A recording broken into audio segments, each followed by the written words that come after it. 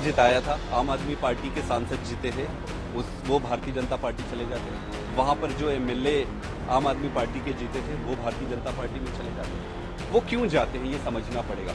मुझे उन दोनों के प्रति संवेदना है। सांसद जिताया था, आम आदमी पार्टी के सांसद जीते थे, वो भारतीय जनता पार्टी चले जाते हैं। वहां पर जो एमएलए आम आदमी पार्टी के जीते थे वो भारतीय जनता पार्टी में चले जाते हैं। वो क्यों जाते हैं ये समझना पड़ेगा। मुझे उन दोनों के प्रति संवेदना है।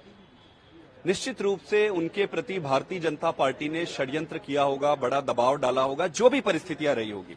जनता के सामने ये मुद्दा ये आया कि इन दोनों ने जनता के मतों का धोखा दिया है, तो जनता ने इसका जवाब दे दिया। प्रश्न आज ये नहीं है कि कौन है वो व्यक्ति, प्रश्न ये है कि आपने जनता के मतों का निरादर किया, जनता को ये पसंद नहीं आता है। दूसरा सबसे बड़ा उत्तर उन लोगों के लिए है जो मान साहब के कामों के बारे में कई लोग लोकसभा के बाद प्रश्न उठा रहे थे। देखो, 75 साल में जो काम नहीं हुए, 2 साल में जब आप व्यवस्थागत परिवर्तन लाने का प्रयास करते हो, भाई अगर सिर्फ चुनाव ही अगर उद्देश्य होता तो छोटे छोटे ऊपर ऊपर के काम कर लेते, लेकिन आम आदमी पार्टी व्यवस्थागत परिवर्तन लाने का प्रयास कर रही है जो आपको थोड़े दिन में दिखने लगेंगे। तो ये उनके काम का भी मुहर है और उन पर विश्वास है जनता का कि भगवंत मान साहब अभी अच्छा काम कर रहे हैं। एक सबसे महत्वपूर्ण बात जो आपको जाननी चाहिए कि भारतीय जनता पार्टी ने ये चुनाव थोप कर अरविंद केजरीवाल जी को छोटा करने या ब्रेक करने की कोशिश की, जैसे वो चारों तरफ कर रहे हैं। उनके मुंह पर ये तमाचा है। आप केजरीवाल को जेल के अंदर रख सकते हो, पर केजरीवाल की जड़ें अभी बहुत अंदर जा चुकी है।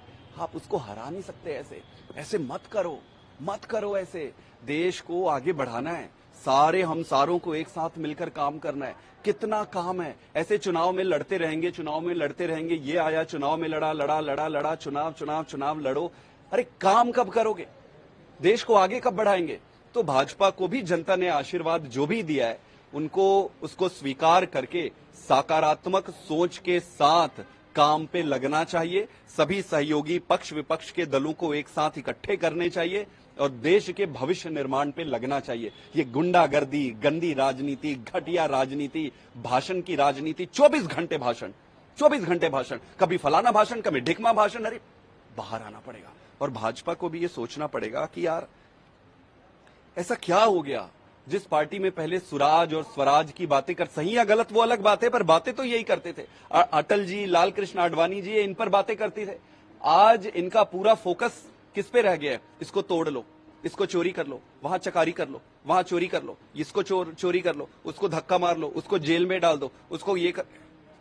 चोरी चकारी धक्का मारी जेल में डालने से राजनीति नहीं चलती है। बड़ा क्षणिक होता है। थोड़े दिन में आप मीडिया का कितना भी प्रभावित कर लो, अंत में सत्य आ ही जाएगा। मीडिया में ही कई ऐसे क्रांतिकारी होंगे जो आपके दबाव को न मानते हुए चीजों को सामने ले आएंगे। अंत पंत में सत्य बाहर आएगी, आप रोक नहीं सकते। ये इस देश की संस्कृति है।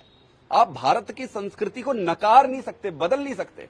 तो भाजपा से मेरा अनुरोध है कि भाई साहब अच्छा काम करते हैं यार, मिलके खूब काम है ना। जालंधर इलेक्शन तो एक है, 13 सीटों पर मेरे ख्याल से चुनाव हुए थे बाईपोल, जिसमें से भाजपा शायद एक पे सिमट गई है अभी।